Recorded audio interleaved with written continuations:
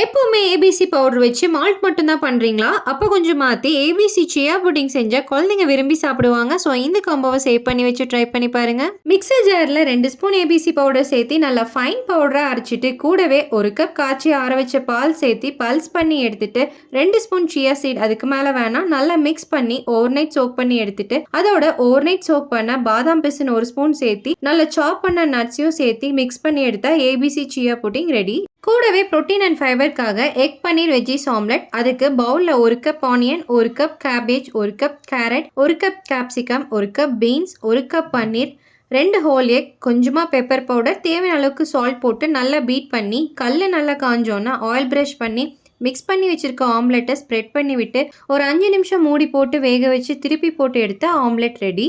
அதோட ஹைட்ரேஷனுக்காக cucumber slices எடுத்துக்கலாம். இந்த வீடியோ யூஸ்ஃபுல்லாக இருந்துச்சுன்னா உங்கள் ஃப்ரெண்ட்ஸ் அண்ட் ஃபேமிலி ஷேர் பண்ணிட்டு இந்த மாதிரி ஹெல்தி ரெசிபிக்கு நம்ம பேஜை ஃபாலோ பண்ண மறந்துடாதீங்க.